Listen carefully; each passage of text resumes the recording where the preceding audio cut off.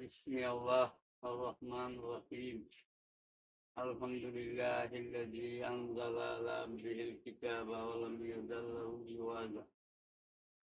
Rabbi zidni ilma.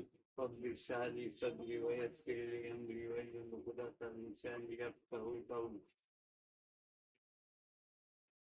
فإذا قرأت القرآن فاستعذ بالله من الشيطان الرجيم. ربي أعوذ بك من همزات الشياطين وأعوذ بك ربي أن يحضرون.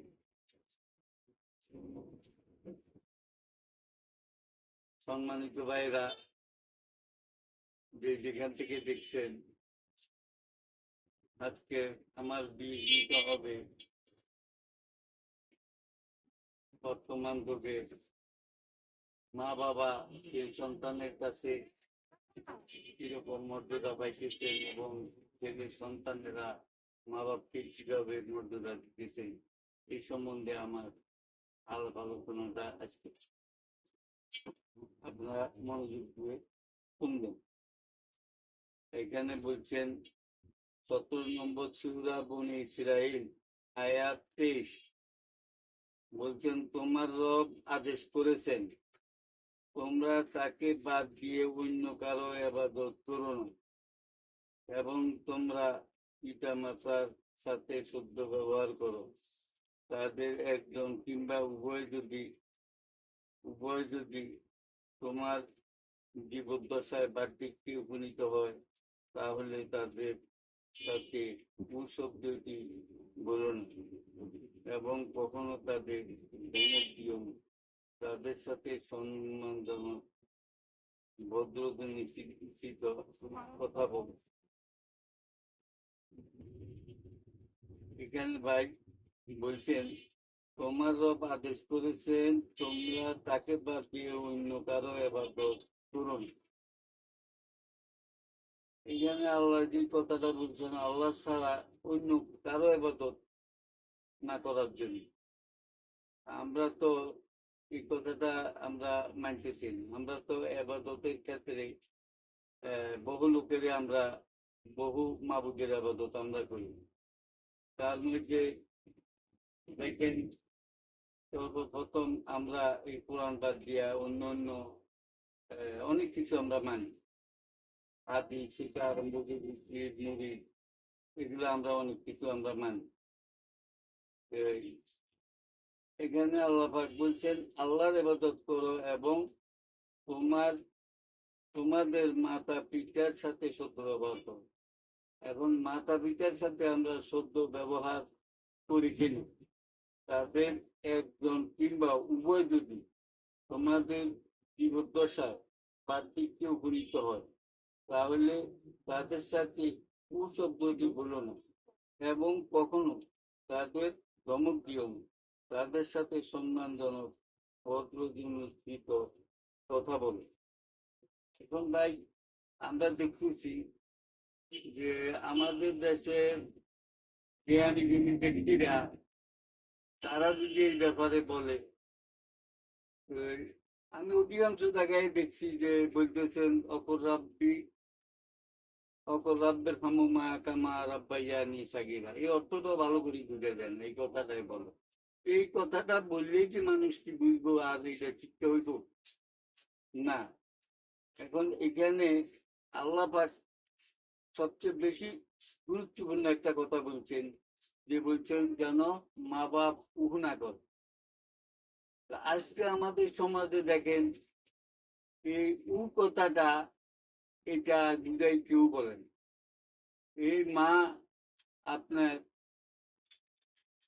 10 মাস 9 মাস গর্ভে ধারণ করে চলাফেরা করতেছে, কত কষ্টের বিনিময় লালন পালন করে তাকে একটা উপযুক্ত বয়সে আনি পৌঁছে। আর তখন থেকে ওই ছেলে সন্তানরা মা বাবার বিরোধিতা আরম্ভ করে। যেমন আমি দেখেন 1 কেজি অথবা আধা কেজি হাতে নিয়ে কয় ঘন্টা দাঁড়ায় দেখতে পারবেন, কয় ঘন্টা এই জিনিসটা হাতে রাখতে পারবেন। অথচ মা এই সন্তানটা ন্যূনতম 2 কেজি হইতে 3 কেজি 3.5 কেজি 4 কেজি হয়। এইটাকে করে যে মায়ের কষ্টটা ভোগ করতেছেন, অথচ এই সন্তানগুলা আমরা দুনিয়া কেউ এই জিনিসগুলা নিয়ে মোটেও চিন্তা করি না। আজকে সমাজে দেখা যায় ছেলেরা মাকে হত্যা করে। অনেক জায়গায় পেপার পত্রিকা অনেক জায়গায় আমরা দেখতেছি ছেলেরা মা বাপের গায়ে হাত তোলে, মা বাপের পাত্তা দেয় না। মা বাপ অনেক জায়গায় দেখা যায় মা বাপ ছাড়ি ওই রাস্তায় থাকে, ভিক্ষা করে। এই সমস্ত কাজগুলা আমাদের একমাত্র সমাজের যারা জানে বিজ্ঞ ব্যক্তিরা, তারা এই কথাগুলা বলে না এবং এটার বিচার আচারও করে না। যে যেরকম আছে সে ওই রকম ভাবে আছে, যে সুখে আছে সে দুঃখীদেরকে নিয়ে ভাবে না। আহ এগুলা অহরহ আমরা দেখতেছি আমাদের সমাজে হইতেছে। অথচ আল্লাহ পাক বলছেন যেন ও কথাটা না বলে। আইজা অনেক জায়গায় দেখা যায় মাকে হত্যা করে, মাকে চাও শ্রেণী বডি দিয়া মা বাপকে আঘাত করে, আর ওই মা সাথে সাথে মৃত্যুবরণ করে। এটা এটা কেমন? এটা মানব সমাজের জন্য এটা কতটুকু ভয়ঙ্কর, এটা চিন্তা করেন। আর যে মা বাপ এত কষ্ট কইরা, এত দুঃখ কইরা এই মা বাপ সন্তানকে মানুষ করছেন, এই সন্তান একসময় মা বাপের দুশ্মন, মা বাপের দুশ্মন হয়ে যায় কেন? এরপরে আরো শ্রেণী আছে, যখন বিয়ে শাদী করে তখন মা বাবার আর খোঁজ খবরে রাখে না, বউ হলো তাদের মেয়ে। এগুলো কি উচিত? এইভাবে তো আমাদের একের পর এক সমাজ ধ্বংসের দিকে যাইতেছে। সমাজের এই সমস্ত অসৎ কাজগুলা খুব দ্রুত ছড়িয়ে পড়তেছে। অথচ আমরা বাইরে যেখানে আছি সেখান থেকে আমরা সবাই এই কাজগুলা করা, এই কাজগুলা বলা, এই এদের বিচার করা, এগুলা কিন্তু আমাদের উচিত। কিন্তু আমরা তাই ওই কাজগুলা করতেছি না। এই মা বাপ অসহায় বৃদ্ধ বয়সে, আল্লাহ পাক বলছেন যখন শিশু সন্তান মা বাপ যেমন লালন পালন করি, এত দুঃখ কষ্টের বিনিময় মা বাপে লালন পালন করে। যেমন একটা বাচ্চা পায়খানা করলে মা পায়খানাটা পালায়, পেশাব করলে মা পেশাবে দেখাচ্ছ বাচ্চাটারে ভালো শুকনো জায়গায় ভালোভাবে রাখে। কিন্তু ওই মা বাপকে তো ওই ছেলে সন্তানটা বড় হইলে যখন মা বাপ বৃদ্ধ বয়সে হয়ে যায়, তখন তো ওই ওই মা বাপ শিশুর মধ্যে হয়ে যায়। তখন মা বাপের দায়িত্ব, এই মা বাপের খেদমত, এগুলো তো সন্তানের জন্য করা উচিত। যদি এই জিনিসগুলা না থাকে তাহলে সমাজে কি হবে? ভবিষ্যৎ প্রজন্ম কি হবে যদি আমাদের থেকে এগুলা শিক্ষা না পাওয়া যায়? অতএব এই কাজগুলা আমি দেখতেছি আমাদের বৃদ্ধ ব্যক্তিরা মাদ্রাসা মসজিদ যত কিছুতে আছে এই কথাগুলো ভালোভাবে বুঝেই বলেন। এই কাজগুলো আমাদের বোঝা উচিত এবং বোঝানো উচিত। সূরা বনী ইসরাঈল 24 নম্বর আয়াত বলছে অনুকম্পায় তুমি ওদের প্রতি বিনয় বনত থেকো। তুমি বলো হে আমার রব, ওদের উপর ঠিক এইভাবে তুমি দয়া করো যেমনি করে শৈশবে ওরা আমাকে দয়া করে লালন পালন করেছে। ঠিক আমরাও যেন ওই রকম মা বাপ যখন বৃদ্ধ হয়ে যায়, পঙ্গু হয়ে যায়, চলতে পারে না, দাঁড়াইতে পারে না, হাঁটতে পারে না, যেমন বাথরুমে যাই পেশাব পায়খানা করতে পারে না, ওই সময় আমরা ওই মা বাপ ছেলে সন্তানরা এই মা বাপের পিছে যদি না থাকি, মা বাপের পিছে না দাঁড়াই, মা বাপের পিছে যদি আমরা খাওয়ার রসদপত্র আমরা না দিই, তাহলে মা বাপের কত দুঃখ, কত লাঞ্ছনা, কত কষ্ট। এই জিনিসটা ভাই যে ফ্যামিলিতে হয়েছে ওই ফ্যামিলিরাই জানে, কিন্তু আর কেউ জানে না।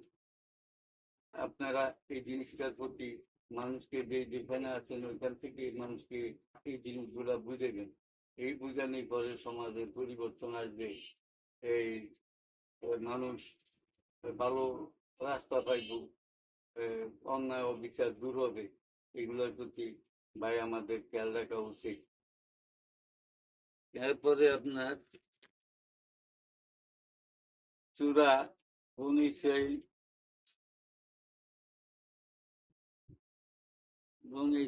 বলছেন কাটবেন 26। এবার দেখেন বনী ইসরাইল আয়াত 26।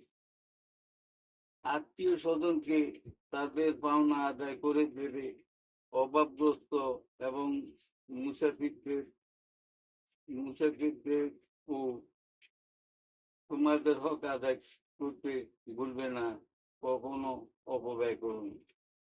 এখানে দেখেন যে মা বাপেরও কিন্তু ভুল ত্রুটি মা বাপও করে। বলছে আত্মীয় স্বজন বলতে যেমন বোন বাগিনা যারা আছে, ভাই এক ঘরে 4 ভাই 5 ভাই, এক মায়ের ঘরে 6 সন্তান। তো কেউর উপরে একটু অন্যায় করে, কেউ যে একটু ভালোভাবে দেখে, কেউ যে আবার একটু খারাপ ভাবে দেখে। এইগুলা আপনার পূর্বের থেকে হয়ে আসছে। যেমন সূরা ইউসুফে তার 10 জন ভাইদের মধ্যে ইউসুফ ইউসুফকে তার ভাইরা ভালোভাবে দেখতেন। এখানে যা কোনো ষড়যন্ত্র, এটা তো আপনারা হয়তো জানেন। এখানে আমাদের উচিত আমাদের ভাই বোনদের মধ্যে যারা থাকে প্রত্যেকে আল্লাহ ভয় থাকা উচিত। প্রত্যেকে মা বাপের প্রতি দরদ মন নিয়ে থাকতে হবে। যদি একজনকে একজনের উপরে বেশি গুরুত্ব দেয়, তখন মা বাপকে বোঝানো উচিত যে দেখেন আপনার সম্পদ, আপনি যদি আমরা ভাই বোন 6 জন থাকি, 5 জন থাকি, সবাইকে ইনসাফ করবেন, কেউকে বেশি কেউকে কম এরকম করবেন না। কিন্তু আমরাও স্বার্থপর, একজনকে একটু যদি ভালোভাবে একটু একটু অতিরিক্ত দিয়া দেয়, ওই খুশি থাকে। এগুলো তো উচিত না ভাই। যে মা বাপ যখন ভুল করে তখন ছেলে সন্তানরাও মা বাপকে বলতে হবে, এবং মা বাপও ছেলে সন্তানদেরকে ওইভাবে ইনসাফ করতে হবে। এটাই হলো এটাই হলো আপনার সমাজ কাজ। সূরা আনকাবুত আয়াত 8 বলছে, আমি মানুষকে তাদের পিতামাতার সাথে সদ্য ব্যবহার করার আদেশ দিয়েছি। যদি কখনো তারা তোমাকে আমার সাথে কাউকে শরীক করার জন্য জবরদস্তি করে, যেহেতু এই ব্যাপারে তোমার কাছে সঠিক কোনো জ্ঞান নেই, তাই তুমি তাদের কোনো আনুগত্য করো না। কেননা তোমাদের তো ফিরে যাওয়ার জায়গা একমাত্র আল্লাহর কাছে। আর তখন আমি অবশ্যই তোমাদের বলবো তোমরা দুনিয়ার জীবনে কি কাজ করেছি। এখানে কথা বলছেন আল্লাহ পাক সন্তানদেরকে, বলছেন যে তোমরা মা বাপের সাথে সদ্য ব্যবহার করো, মা বাপকে কষ্ট দিও না, মা বাপ যেন উঠ শব্দ না বলো। যদি কখনো তারা তোমাকে আল্লাহ বিরোধী কোনো কাজ, কোনো শিরক, কোনো অন্যায় কাজের আদেশ দেয়, এই ব্যাপারে আল্লাহ বলছেন তোমরা মা বাপেরও আনুগত্য করো না। কারণ আল্লাহর সাথে শিরক করা যাবে না। যদি মা বাপের এমন কথাই হয় যে আল্লাহর সাথে শিরক হয়, আল্লাহ বিরোধী কোনো কর্মকাণ্ড হয়, তাইলে এই সমস্ত কাজ মা বাপ অনুমতি দিলে এটা করা যাবে না। এটা এখানে আল্লাহ পাক স্পষ্ট করে বলে দিয়েছেন। আনুগত্যের ব্যাপারে যদি মা বাপ সঠিক জ্ঞান থাকে এবং সঠিক জ্ঞান দেয়, সঠিক জ্ঞানমূলক কথা বলে, কোরআনের কথা বলে, তাহলে এগুলা এগুলা মানা যাবে। আর এগুলার বাইরে যদি কিছু হয় তাহলে এগুলা মানা যাবে না। এই ব্যাপারে তোমার কাছে সঠিক কোনো জ্ঞান নেই, তাই তুমি তাদের কোনো আনুগত্য করো না। ওরা বলছেন এই ব্যাপারে মা বাপের সঠিক জ্ঞান নাই দেয়, তার আনুগত্য মা বাপের আনুগত্য করা যাবে না। কেননা তোমাদের তো ফিরে যাওয়ার জায়গায় একমাত্র আল্লাহর কাছে। আমরা তো সবাই ফিরে যাবো একমাত্র আল্লাহর কাছে। আল্লাহর কাছে আমাদের ফিরে যাওয়ার একমাত্র জায়গা, এছাড়া আর কোথায় নেই। আর তখন আমি অবশ্যই তোমাদের বলে দেব তোমরা দুনিয়ার জীবনে কি কাজ করেছি। আল্লাহ পাক তো দেখতেছেন আমরা দুনিয়াতে কি কি কাজ করতেছি। আল্লাহ সবকিছু জানেন, প্রকাশ্য এবং গোপনে আমরা যা কিছু করি সবকিছু আল্লাহ পাক দেখেন, জানেন, শুনেন। আমরা আল্লাহ বিরোধী কোনো কর্মকাণ্ড মা বাপ যদি আমাদেরকে বলে এটা মানা যাবে না, এটার প্রতি আল্লাহ পাকের নিষেধ। আল্লাহ বলতেন এই ব্যাপারে আনুগত্য করা যাবে না। এছাড়া আর কোনো রকম মা বাপের কোনো কথাবার্তার বরখালাপ করা যাবে না। মা বাপ আপনার যা কিছু বলবো আপনি মা বাপের সব কিছু আপনার মেনে নিতে হবে। যেহেতু মা বাপ আল্লাহর পরেই আল্লাহ পাক বলছেন মা বাপের হকগুলো সবচেয়ে বেশি। আজকে আমরা দেখি, দেখেন আমাদের এই সমাজের লোকেরা যে মা বাপ ছাড়া কত দরগা, কত পীর মাজারে দান সৎকার করে, কত রকম ইয়ে নিয়ে হাদিয়া তোপ্তা নিয়ে যায়, অথচ মা বাপ না খাই মরতেছে। মা বাপের প্রতি কোন রকম গুরুক্ষেপ নেই। বা এই কাজগুলো কি সঠিক?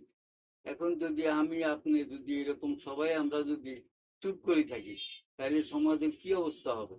ভাই প্রত্যেকে যে যেখানে আছেন সেখান থেকে এই কথাগুলো আপনারা বুঝাবেন, বলবেন যে মা বাপের আনুগত্য করতে হবে একমাত্র সত্য পথে, সত্য রাস্তা।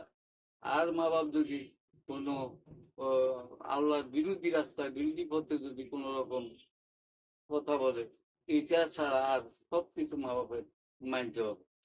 মা বাপের দোয়াটা আল্লাহ পাক সবার আগে কবুল হয়, সবার আগে কবুল হয়। আবার চাই বাঁচিয়ে